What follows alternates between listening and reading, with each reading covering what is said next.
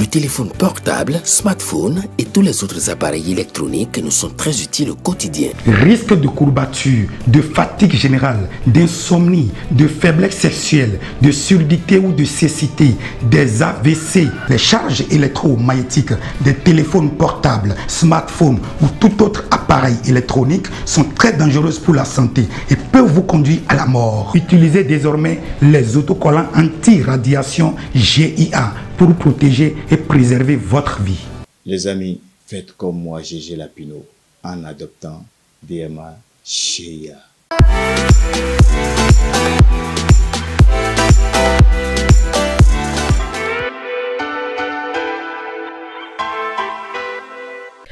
C'est une nouvelle semaine, mesdames et messieurs, et nous voilà en votre compagnie pour le compte de cette semaine. Nous lançons donc tout de suite maintenant le tout premier numéro de cette semaine avec la toute première rubrique, la revue des titres, avec Mathieu Kolawole Bokor, que j'installe déjà pour vous sur ce plateau. Mathieu Kolawole, attendez, c'est quel positionnement ça? Je suis venu vous regarder d'abord, parce que en ce lundi, mesdames et messieurs, Latifat est bien habillée. Bonjour à toutes, bonjour à tous. Et voilà, et j'aime bien votre chemise, elle est parfaite.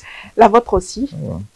La couleur bleue vous va très bien. Oui, merci. Merci Latifat. C'est avec vous que nous allons démarrer la toute première rubrique de cette émission, la revue des titres. Mathieu Kolawole Bokor. Oui, bonjour.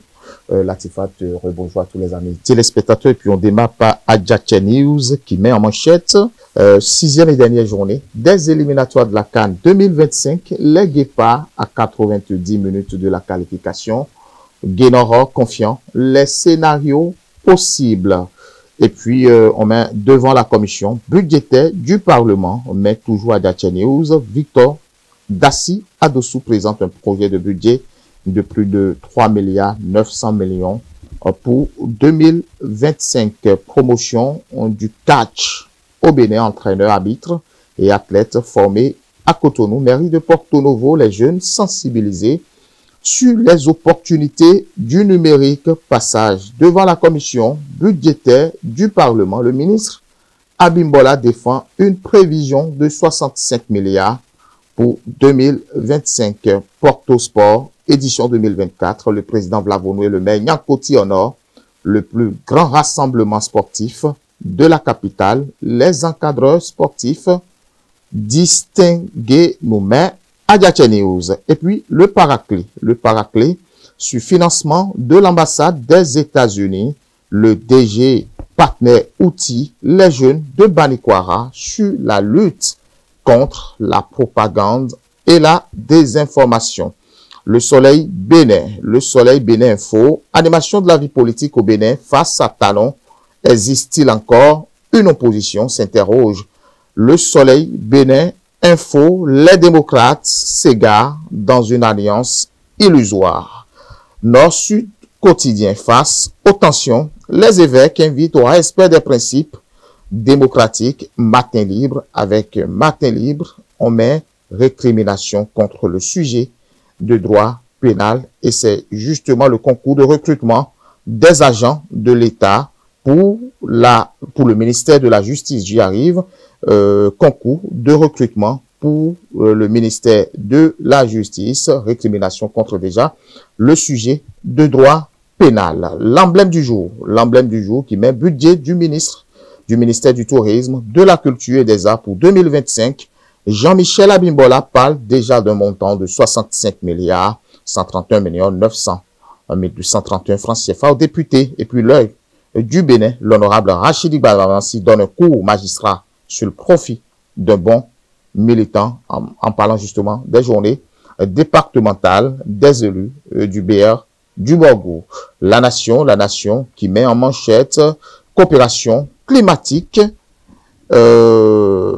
accord historique entre le Bénin et la Norvège. Et puis on finit par Adjache News qui met en manchette 6e et dernière journée des éliminatoires de la CAN 2025. Les Guépards à 90 minutes de la qualification. Guénoro confiant les scénarios possibles.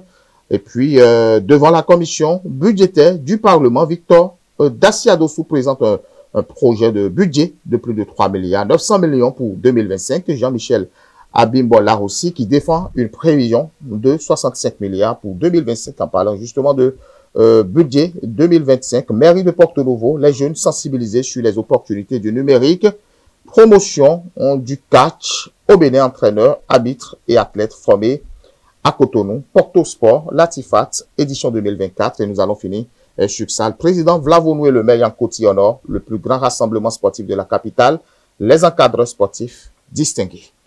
Merci à vous, Mathieu Kolawole-Boko. Nous enchaînons donc avec la présentation de l'actualité de ce matin. Le code électoral n'empêche personne d'aller aux élections, a donc affirmé Wilfried Léandre Hongbeji sur les critiques de l'opposition contre le code électoral.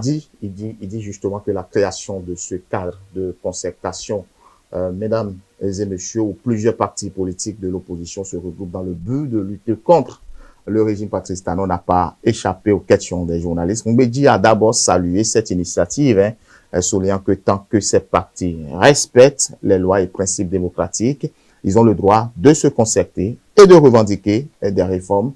La démocratie fonctionne et nous les encourageons, a-t-il affirmé, avant de rappeler que la priorité du gouvernement est de garantir le développement du Bénin, améliorer les conditions de vie de nos citoyens et répondre aux besoins d'aujourd'hui et de demain. Sur la question centrale, et puis la question centrale portait justement sur le code électoral, vous l'aviez bien martelé, qui suscite déjà des inquiétudes parmi les partis de l'opposition qui estiment qu'il pourrait limiter leur capacité à participer aux élections législatives de 2026. Le porte-parole a répondu avec une certaine fermeté. Le code n'empêche personne d'aller aux élections. Il n'y a aucune disposition dans cette loi qui exclut un parti, qu'il soit de l'opposition ou de la majorité, a-t-il clamé Latifat. Autre actualité, des présumés cybercriminels ont été arrêtés à Porto-Novo. La police républicaine ne baisse pas les bras face au phénomène de la cybercriminalité devenue pour beaucoup aujourd'hui, beaucoup de jeunes, une panacée contre le problème de l'emploi. Le dimanche 17 novembre 2024, les éléments de la police républicaine du commissariat du 5e arrondissement de Porto-Novo ont effectué l'arrestation de 3 individus présumés impliqués dans cette activité de cybercriminalité. L'opération, orchestrée aux environs de 8 heures du matin, a conduit les forces de police à intervenir dans une résidence située à Douagbago où les suspects avaient été localisés selon les informations de Crystal News relayées par Beneweb TV. Lors de cette intervention, des véhicules et divers objets appartenant aux présumés cybercriminels ont été saisis. L'opération Latifat a attiré une foule nombreuse venue assister à l'arrestation, saluant l'action des forces de l'ordre. Les 3 individus appréhendés devraient être présentés devant la Cour de répression des infractions économiques et du terrorisme qui est au début de cette semaine afin de répondre des chefs d'accusation qui leur sont formulés. Nous passons donc à présent aux actualités hors de nos frontières. Mathieu Kolawole-Boko. En Libye, on assiste à une imposition du port du voile et séparation des hommes et femmes dans les lieux publics à Tripoli. À Tripoli, c'est exactement ce qui se passe, séparer les hommes des femmes, en tout cas dans les lieux publics, selon le gouvernement libyen de Tripoli. Les tâches de l'administration générale pour la protection de la moralité publique se résument à contrôler les délits et les violations commises dans l'espace public relatifs à la législation. Cette administration vise à lutter contre les actions incompatibles avec les tendances de la société qui pourraient offenser ses valeurs, sa morale et ses principes selon le test. Justement, les citoyens sont également encouragés à dénoncer des personnes auprès de cette administration qui pourrait ensuite enquêter, collecter des preuves. Cette nouvelle administration est une sorte de version libyenne de l'appareil de promotion de la vertu et du vice déployé dans les régimes religieux. Les observateurs et ONG des droits de l'homme craignent que ces nouvelles décisions ne se transforment en mécanisme visant à porter atteinte aux libertés, à régler des comptes politiques, sociaux et culturels, ainsi qu'à museler les militants des droits de l'homme et à empêcher les femmes libyennes d'exercer ou de défendre leurs droits. Women Rights Watch a déclaré mercredi 13 novembre que le gouvernement et la communauté internationale ne devraient tolérer aucune mesure susceptible de violer les droits fondamentaux des femmes. Au contraire, ils doivent respecter et protéger les droits humains et la dignité de tous en Libye. Nous passons donc à présent aux actualités sportives. Mathieu Kolawole-Bokor, nous parlons de la 6e journée des éliminatoires de la CAN Maroc 2025. Le Bénin face à son destin ce soir. Oui, le Bénin a joué contre le Nigeria, justement, la semaine passée. C'était le jeudi et c'était 1-1. Le dernier billet qualificatif pour la Coupe d'Afrique des Nations Maroc 2025 dans le groupe D ira à son propriétaire ce jour. Après le Nigeria, qui s'est déjà offert des 2 tickets qualificatifs disponibles dans la poule D, le seul billet Latifat restant sera attribué aujourd'hui. Les 2 sérieux prétendants à la quête de ce sésame se croiseront dans une rencontre à la saveur d'une finale. La Libye accueillera le Bénin ce lundi 18 novembre 2024 à 16h GMT au stade international de Tripoli dans le cadre de la 6e et dernière journée des éliminatoires de la CAN Maroc 2025. Dans cette confrontation à connotation d'une finale, le perdant dira tout simplement au revoir à la phase finale de la CAN Maroc 2025. Le Bénin, oui, le Bénin dauphin au classement du groupe D avec 7 points au compteur fera un déplacement périlleux en Libye pour affronter les chevaliers de la Méditerranée, 4e du groupe. Tout résultat, outre la défaite, qualifie le Bénin pour la CAN Maroc 2025.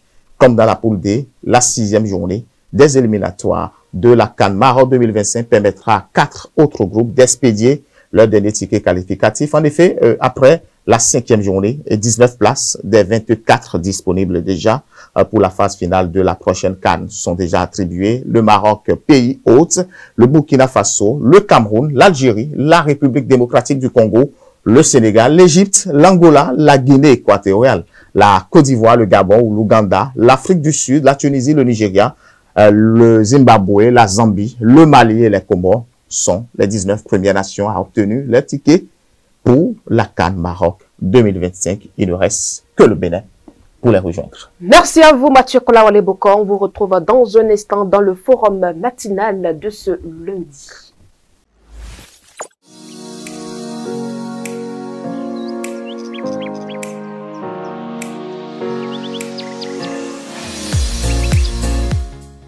Mesdames et messieurs, nous sommes à présent dans le forum matinal de votre émission Mathieu Kolawole-Bokor. Il faut dire que les guépards, avec les guépards, le cœur des Béninois bat de plus en plus fort, on dirait Novelas. Parfois, je me demande s'il faut suivre le match ou ne pas suivre. J'essaie de me cacher derrière le rideau parfois pour regarder si éventuellement il y a quelque chose qui se passe. Vous vous rappelez, le jeudi dernier, le Bénin avait affronté le Nigeria. On était tous à la rédaction. Et je me disais, moi, j'aime pas trop suivre le match béninois. Enfin, nous sommes tous citoyens, nous sommes tous béninois. Nous avons le devoir de les soutenir. Nous sommes patriotes. Nous sommes de cœur avec les guépards. Nous sommes de cœur avec les joueurs béninois qui sont de l'autre côté de Tripoli pour affronter justement la Libye. La Libye avec qui nous avons eu quelques litiges justement en matière de confrontation et tout. Mais bon, je pense que le Nigeria aussi avait affronté la Libye où il y a eu cette histoire de hôtel et tout. J'espère que les Béninois seront maintenant bien reçus de l'autre côté de Tripoli pour que le match psychologiquement se déroule dans les bonnes conditions. Nous espérons et nous espérons et nous espérons que le Bénin en pourra tirer son épingle du jeu. Tout ce que nous voulons, c'est très simple. On ne veut pas de la défaite. Tout sauf la défaite. Tout sauf la défaite. Toutes les 4, toutes les autres possibilités, nous sommes d'accord pour ça. Match nul, voilà, 0-0, etc. Mais il ne faut pas qu'on prenne justement la tifate. Même un seul but. Un seul but va nous éliminer. Et nous pensons quand même que le Bénin a l'obligation de jouer fort. Le Bénin qui, aujourd'hui, défensivement, quand même a mis tout en place pour nous permettre d'avoir du beau jeu avec le Nigeria. Le Nigeria qui était surpris de voir quand même un but rapidement dans son petit filet. Nous espérons quand même que ce serait répété de l'autre côté de Tripoli. Maintenant, si le but est marqué, il faut que la défense soit plus rigoureuse. Il faut que les joueurs soient plus rigoureux envers eux-mêmes pour que nous n'encaissons plus et que ça ne soit plus égalisé. Quelles sont les chances pour les Guépards de remporter ce dernier match? Les chances, c'est de maintenir peut-être l'effectif, de maintenir le plan du jeu que peut-être Guénor a mis en place, renforcer plus l'attaque parce que c'est très important. Vous savez, au niveau de l'attaque, il n'y a pas de finalité. La finalisation, ça manque parce que vous voyez que on fait déjà l'essentiel depuis la défense jusqu'au milieu du terrain, mais qui pour marquer, c'est difficile de le voir. Maintenant, il faut que nous fermons beaucoup plus nos couloirs parce que c'est très important. Lorsque vous prenez il ne regarde pas, mais pourtant la Libye, lorsque vous prenez la Libye joue beaucoup plus les latéraux parce qu'ils sont beaucoup plus virulents de l'autre côté. Et j'espère peut-être que Guénor, qui est cet entraîneur aussi rigoureux et très intelligent, pourrait savoir quoi mettre. Les chances, ils le savent, c'est de ne pas encaisser de but.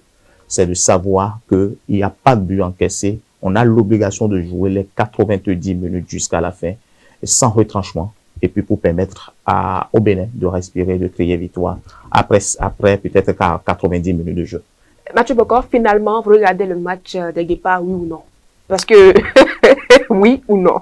Bon, si j'ai le temps, parce que vous savez que de temps en temps, on pourrait jeter un coup d'œil pour voir ce qui va se passer. Votre pronostic pour le match de ce soir? Ah non, je suis optimiste et je pense que le pronostic va être très simple. Ce serait 2-0 en faveur du Bénin. Restons juste positifs et soutenons les 11 nationales. Mesdames et messieurs, la victoire sera à nous si on y croit fermement. Voilà donc tout pour le forum matinal de ce matin. La suite de votre émission, c'est tout juste après la virgule. Vous organisez un mariage, un anniversaire, un baptême, un séminaire, un spectacle, un meeting politique ou tout autre événement, Guérit TV Monde vous propose un service de sonorisation professionnelle de meilleure qualité. Pour plus d'informations, contactez-nous au +229 91 19 10 10. Guérit TV Monde, le leader des Web TV.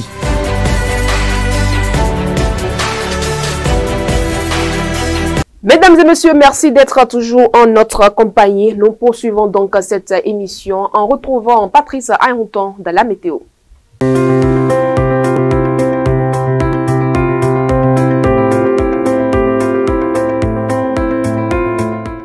Amis et fidèles internautes de Guérit TV Monde, bonjour. Voici la page météorologique de ce jour. Nous sommes lundi 18 novembre 2024. Ce matin dans la ville capitale, le grand ciel bleu ne se résistera pas. Les températures fluctueront entre 26 et 32 degrés Celsius. Dans la matinée de ce matin à Porto-Novo, nous aurons un beau temps malgré quelques passages nuageux. La température ce matin dans la ville capitale sera de 26 degrés Celsius avec un vent qui oscillera des alentours de 10 km par heure. Dans l'après-midi, nous aurons un ciel à moitié nuageux, faible risque d'averse. La température cet après-midi atteindra les 32 degrés Celsius avec un vent qui oscillera des alentours de 20 km par heure. Beau temps peu nuageux également dans la soirée. La température dans la soirée à Porto-Novo sera de 28 degrés Celsius et le vent oscillera des alentours de 20 km par heure. Dans la nuit, nous aurons aussi un beau temps sans précipitation. La température cette nuit à Porto-Novo sera de 27 degrés Celsius et le vent oscillera des alentours de 15 km par heure. Excellente suite de journée à tous, bon début de semaine et à demain.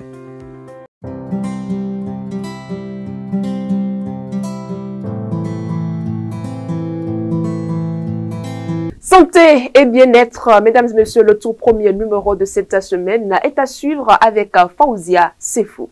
Dans la rubrique santé et bien-être de ce jour, nous parlons de la rubéole. C'est une infection virale bénigne causée par le virus de la rubéole. Elle est souvent connue sous le nom de rosette en raison de l'éruption cutanée, caractéristique qui accompagne la maladie. Bien qu'elle soit généralement bénigne, la rubéole peut entraîner des complications graves si elle survient pendant la grossesse, en particulier au premier trimestre, car elle peut provoquer des malformations congénitales chez le fœtus.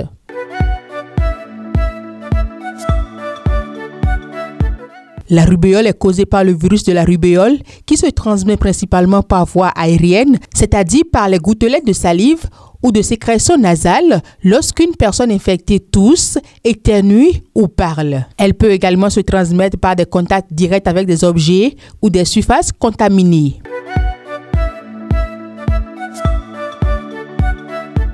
Les symptômes de la rubéole apparaissent généralement 1 à 2 semaines après l'infection. Ils peuvent varier en fonction des individus, mais les symptômes les plus fréquents incluent éruption cutanée, petites taches rouges qui commencent généralement sur le visage et se propagent vers le bas du corps, fièvre légère, souvent inférieure à 38 degrés, ganglions lymphatiques gonflés, notamment derrière les oreilles et dans le cou, symptômes respiratoires légers tels que le rhume, la toux ou le mal de gorge.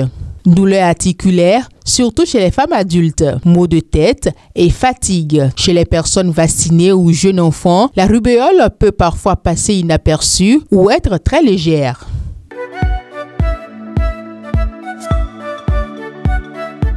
Il n'existe pas de traitement antiviral spécifique contre la rubéole. En général, la maladie se résout d'elle-même en quelques jours à une semaine. Le traitement se concentre sur l'atténuation des symptômes. Repos. Le repos est conseillé pour aider à la récupération. Antipyrétique pour soulager la fièvre et la douleur. Hydratation. Boire beaucoup de liquide pour éviter la déshydratation. En cas de complications, notamment chez les femmes enceintes, un suivi médical strict est nécessaire.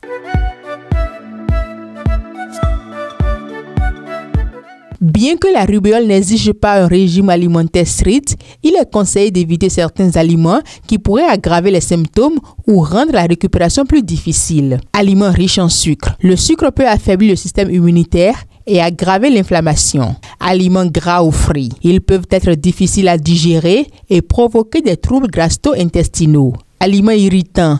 Éviter les épices fortes, l'alcool et les aliments acides qui peuvent irriter la gorge ou l'estomac. Aliments transformés. Éviter les aliments ultra transformés qui sont souvent pauvres en nutriments et peuvent freiner la récupération. Il est préférable de privilégier une alimentation équilibrée, riche en vitamines, notamment la vitamine C et les minéraux pour soutenir le système immunitaire, ainsi qu'une bonne hydratation. Vous connaissez si bien cette émission juste après cette rubrique. Mesdames et messieurs, c'est l'interview matinale. Mais avant de nous retrouver dans cette rubrique, nous allons marquer une petite pause publicitaire. Vous organisez un mariage, un anniversaire, un baptême, un séminaire, un spectacle, un meeting politique ou tout autre événement, Guérit TV Monde vous propose un service de sonorisation professionnelle de meilleure qualité. Pour plus d'informations, contactez-nous au +229 91 19 10 10. Guérit TV Monde, le leader des web TV.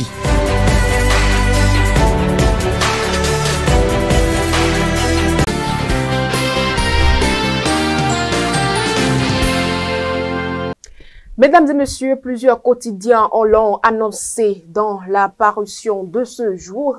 Le match décisif comptant pour les éliminatoires de la CAN 2024 se joue ce soir avec nos guépards. Nous en parlons donc dans l'interview matinale de ce matin avec l'analyste sportif Jonathan Maforican. Jonathan Maforican, bien le bonjour.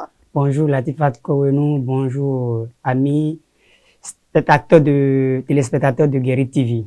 Alors ce matin avec vous Jonathan Maforican, nous allons faire un peu le bilan du parcours des guépards depuis les éliminatoires de la CAN 2024. En termes de parcours, qu'est-ce qu'on peut dire? En termes de parcours, on peut dire que le Bénin a eu un parcours en dents de scie. On a eu des victoires, on a eu aussi des défaites. Donc nous pouvons qualifier d'un parcours en dents de scie, comme d'habitude. Et quand ce soir, même quand on dit que le Bénin affronte la Libye pour se donner une place de qualification, on se rappelle bien de cette deuxième journée où le Bénin a battu la Libye avec un score de 2 buts à 1. Est-ce qu'il y a une chance que ce score-là, ou bien que cet exploit-là se réalise ce soir? Aujourd'hui, nous jouons une finale face à une équipe libyenne qu'on avait déjà battue à Abidjan, quand on sait que Abidjan nous réussit depuis qu'on a commencé cette campagne. Aujourd'hui, nous jouons en Libye, c'est pas facile. Même quand les grandes nations vont en Libye, c'est difficile de prendre ces équipes du Nord. C'est des équipes qui sont déjà dans leur climat et aussi leur football sont adaptés à un football où c'est un peu difficile, même aux grandes nations, d'aller jouer, d'aller gagner là-bas.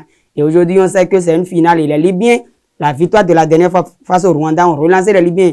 Si les Libyens avaient fait un match nul ou une défaite, où ils avaient connu une défaite. Je pense qu'aujourd'hui, nous n'allons pas parler de finale. Les Libyens ne vont pas trop y croire. Mais aujourd'hui, les Libyens vont jouer leur chance à fond parce qu'ils ont une chance de se qualifier.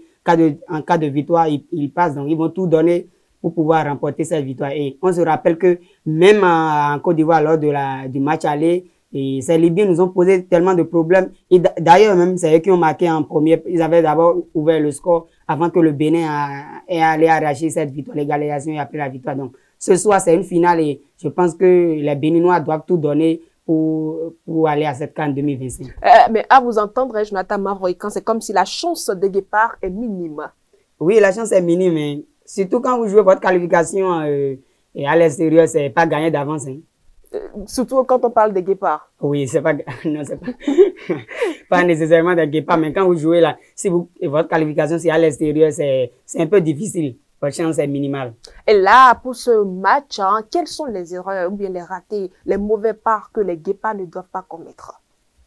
Tout d'abord, il faut vite marquer. Quand les Guépards vont vite marquer, je pense qu'ils vont créer un doute et au niveau des Libyens, et ça va aussi, quand ça va créer des doutes, je pense que les Libyens vont vouloir sortir. Et quand on sait qu'on a certains joueurs qui peuvent vite se projeter comme Dodo Doku, ces joueurs box to box, ils peuvent vraiment, et pourquoi pas aller chercher le second but. Et là-bas, il faut faire très attention parce que le Bénin ne sait pas conserver. Depuis l'arrivée de Geno Doro, on a du mal à conserver le score.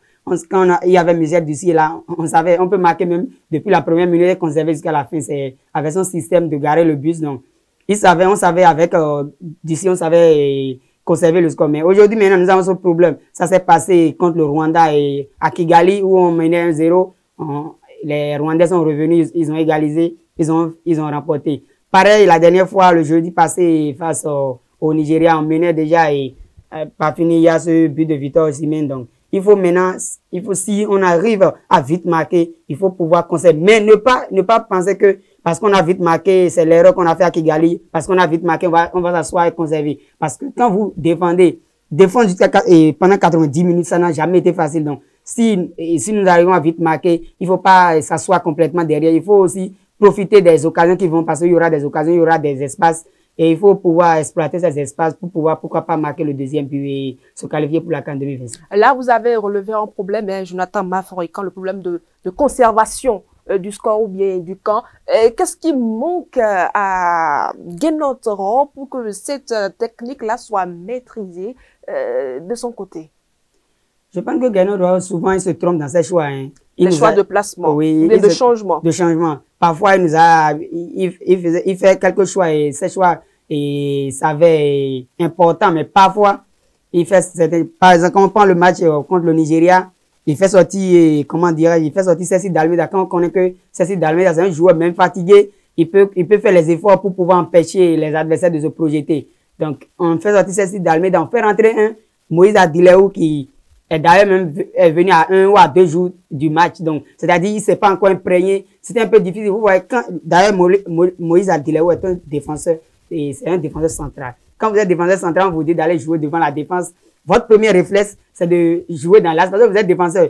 Le premier réflexe, c'est chaque fois revenu à son poste initial. Donc, vous voyez, il se perdait un peu. Il est revenu même, je pense que c'est lui qui couvrait leur jeu. Et le but de Victor Osimhen, c'était lui qui était derrière Victor Osimhen. Donc, il s'est pas placé devant la défense pour empêcher les Nigériens de s'approcher trop du but de Marcel Dandinou. Donc, c'est-à-dire, il y a eu un déséquilibre. Il pouvait laisser Cécile Dalmeida, même Cécile Dalmeida fatigué, il allait faire les efforts. Soit il faisait sortir Cécile Dalmeida, il faisait rentrer un joueur qui pouvait tenir, apporter encore un plus à ce milieu composé de Dodo Doku et de Hassan Imouran. Mais il s'est trompé dans ce choix et on s'est il y en a d'autres qui disent que Geno Doro ne sait pas faire des lectures, il ne sait pas lire le jeu de match, que c'est ça qui ne nous permet pas de maintenir le camp, de conserver le score. Est-ce vrai? Est-ce qu'on peut dire que bon, c'est en partie vrai?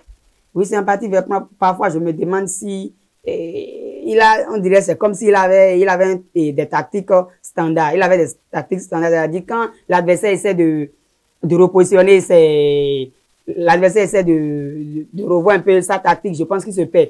Quand on regarde en seconde période, regardez le changement que le coach nigérien a fait. il fait rentrer Boniface, il fait rentrer Simon Moser. Quand tu sais que ces joueurs, ce sont des joueurs offensifs. Or, nous avons déjà sur le terrain, nous avons déjà des joueurs comme, comment dirais Victor Osimhen et d'autres. Et on savait que avec ce changement, il faut renforcer aussi. Il faut renforcer la défense, il faut renforcer aussi le milieu pour empêcher ces joueurs d'égaliser.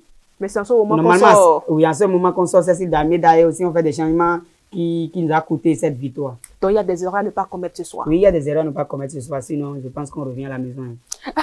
Oui. Pourquoi vous le dites aussi de façon si simple? Parce que quand on te dit c'est une finale, quand il suffit seulement une petite erreur, je pense que tu es à la maison, tu as perdu la finale, c'est comme ça, c'est le football. Et quand il n'y a pas que des ratés, hein, comment appelle-t-on, Jonathan Maforican.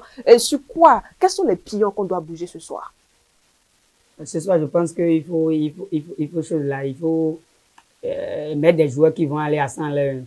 Quand on a un Andreas Ntongi sur le banc, je pense que lui, il a un problème il a un problème d'adaptation avec le climat. Vous savez qu'il a vraiment joué en France, donc le climat, il a rejoint récemment l'équipe nationale, donc le climat, c'est pas encore adapté au climat africain aussi. Le football africain, c'est un football physique, donc lui, c'est un joueur qui ne sait pas encore, il a fait la France, donc c'est un football un peu physique il n'arrive pas à s'en sortir pour le moment, je pense, mais c'est un joueur qu'on peut faire rentrer, qui peut créer. Vous savez, quand il est rentré, on a vu ce qu'il peut faire. Il est technique, il peut aller provoquer, pourquoi pas un penalty pour provoquer les adversaires à 1 contre 1. Je sais que c'est un joueur technique et il peut s'en sortir. Donc, il faut lancer vite ces joueurs dans le bain pour pouvoir remporter la victoire. Et aussi, le milieu, il faut essayer de revoir le milieu. Mais je pense qu'avec les trois qu'on connaît déjà au milieu, il peut faire le boulot quand on a Francis Dodo. C'est le joueur qui se projette plus dans l'équipe béninoise. Donc, il faut aussi, quand ces joueurs seront fatigués, pourquoi pas lancer des joueurs comme moi, je m'attendais la dernière fois à des milieux de terrain comme à Mohamed Aoudou ou bien Mariano Wangbo qui joue en Tunisie. Je m'attendais à ces joueurs pour venir supplier ces milieux qui étaient déjà complètement foirés sur le terrain. Là, quand on regarde bien, hein, c'est vrai qu'on a presque terminé, Jonathan Maforican, mais quand on regarde bien les affiches, on peut dire hein, avec les victoires, bon, le score qu'on a là, il y a quand même des chances hein, que nous gagnons ce match-là. Oui, il y a des chances d'ailleurs, même en confrontation face à la Libye, c'est 3 confrontations et 2 victoires pour le Bénin et 1 pour la Libye. Donc, je pense que on a vu aussi ce que Gernot Rohr nous a prouvé parfois. Je pense qu'on a l'équipe, on a l'effectif qui peut se qualifier pour cette CAN 2025. Votre pronostic? 1-0 en faveur des Guépards. De toute façon, nous voulons tout sauf la défaite. Oui, nous voulons tout sauf la défaite. Un mot d'encouragement. En cas de défaite aussi, il faut calculer en cas de défaite et sur le score d'1-0, il faut voir le match du Niger. Il faut compter sur le Nigeria que le Rwanda ne gagne pas. Et aussi 1-0, il y a la règle il y a une règle double confrontation entre la Libye. On avait battu la Libye et à l'aller 2-1 et on perd 1-0. Donc je pense qu'il y a ce calcul-là. On calcule trop déjà, hein, oui, fait trop de calcul, hein, mon frère. Alors là, juste un mot d'encouragement au Guépard. Et surtout, hein, il faudrait qu'on appelle aussi le peuple béninois à soutenir les 11 nationales.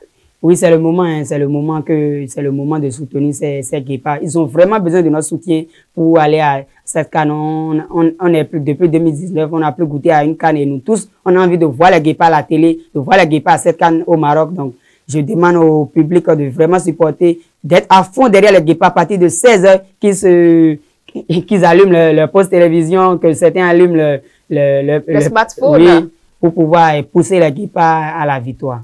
Merci donc à vous, Jonathan Maforican. Je rappelle que vous êtes analyste sportif. Sportif, hein. Merci d'avoir répondu à nos questions. Mesdames et messieurs, voilà tout pour l'interview matinale. La suite de votre émission, c'est tout de suite.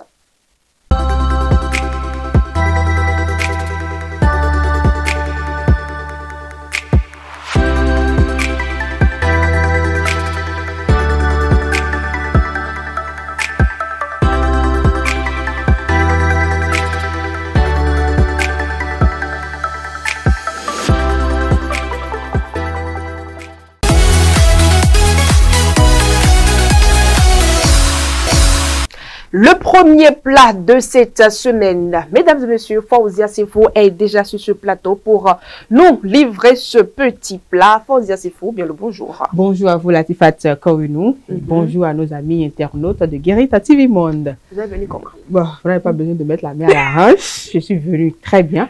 Aujourd'hui, j'ai pensé aux enfants. Donc, je suis venue faire une petite bouillie pour les enfants. D'accord. Notamment les enfants de 6 mois à 1 an et pourquoi pas plus. D'accord. C'est de la bouillie de riz au lait. La bouillie de riz, c'est la farine du riz ou bien c'est le riz même nous allons mettre au feu? C'est le riz. C'est pas seulement pour les enfants. Nous allons tous boire cette bouillie-là. Non, vous allez voir, la manière dont je vais le faire, je vais faire cette bouillie, vous allez voir que... Moi, je vais boire. Voilà, d'accord. Je sais que vous êtes un bébé, mais il n'y a pas de souci. C'est pas encore grave. C'est libre choix. Alors, pour faire notre bouillie de riz, alors pour faire notre bouillie de riz, on aura besoin notamment du riz, du lait, et on va ajouter de la pomme pour pouvoir aromatiser un peu. Le riz est donné. Voilà, quand l'enfant prend, l'enfant pense qu'il est en train de prendre de la pomme. En réalité, oui. D'accord. Et donc, comment ça se fait la pomme? Pour la préparation, ne vous inquiétez pas. Oui. Pour la préparation, d'abord, on va bien laver notre riz, puisque c'est pour les enfants. En tout cas, c'est pour eux, j'ai voulu faire ça. Maintenant, si les grands-mamans comme vous veulent vraiment prendre le riz et la bouillie de riz, il n'y a pas de souci. Cette parenthèse-là. Il n'y a pas de souci, mais c'est pour les enfants. Donc, il faut vraiment laver, bien laver, j'insiste encore plus, bien laver le riz. Et maintenant, mettre ça dans une casserole et ajouter maintenant le lait. Mettre au feu le lait, c'est cuit. Bien cuit pendant au moins 20 à 25 minutes. Et vous allez voir que vous allez obtenir, le riz serait pâteux. Et en ce moment, vous pouvez laver aussi la pomme et découper en forme dés et ajouter au mélange qui était sur le feu, laisser encore cuire au moins pendant encore 5 minutes. Et là, vous descendez tout le mélange. Vous mettez maintenant dans un bol et à l'aide de fouet ou vous mettez dans un mixeur. Si vous avez de mixeur, vous mettez le mélange dans un mixeur, vous mixez. Vous allez obtenir sous forme de pâte, une bouillie pâteuse. Et c'est ça que vous donnez à l'enfant. Maintenant, si vous n'avez pas de mixeur, vous pouvez battre ça à l'aide de fouet. Et c'est ça que vous donnez maintenant à l'enfant. Puisque nous sommes en face de riz. Et c'est vrai, on a préparé, mais pour pouvoir s'assurer que vraiment c'est homogène, il faut battre ça. Si c'était pour les grands, on n'avait pas besoin. On n'a pas besoin, de non, battre. on n'a pas besoin voilà. de battre. Donc, Ça va directement. Voilà, c'est pour ça que je disais que la manière dont je vais le faire, c'est pas encore grave. Vous allez vraiment boire. Je vais boire. D'accord. Que ce soit mixé ou pas mixé, je vais boire. D'accord, il n'y a pas de souci. Donc, c'est ce que je propose. C'est pour les enfants. Ça fait du bien et puis ça leur donne beaucoup de vitamines. Merci à vous, Fauzia Sefou, d'avoir pensé aux enfants ce lundi. Merci pour cette recette. On vous retrouve demain. Bien sûr, avec le même plaisir. Mesdames et messieurs, voilà tout pour ce premier numéro de votre émission matinale, Le Meilleur Réveil. Merci de nous avoir suivis. Toute l'équipe vous remercie et vous donne rendez-vous demain à la même heure dans votre émission matinale.